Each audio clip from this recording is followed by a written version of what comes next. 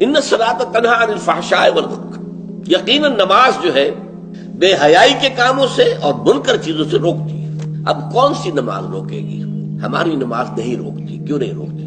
ہماری نماز کی روح موجود نہیں۔ روح تو کیا دور آئے گی، ہمیں تو یہی پتہ نہیں ہوتا ہم پڑھ کیا رہے ہیں۔ It's a parrot like repetition, یاد ہے بس پڑھ دیا جلدی سے جلدی کیا اور اللہ فیصلہ۔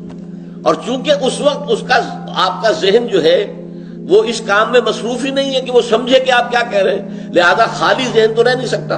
اس وقت آپ کے ذہن میں سب مسائل آ جائیں گے، دکان میں فلاں چیز کم ہو گئی تھی، مجھے خرید کے لانی تھی، فلاں معاملہ یہ تھا، فلاں جو ہے جو افسر نے وہ فائل کے بارے میں کہا تھا وہ ابھی تک تلاش نہیں ہو سکی ہے، وہ کرنی، وہ آ جائے گی۔ اس لیے کہ دماغ جو ہے خالی نہیں رہ سکتا۔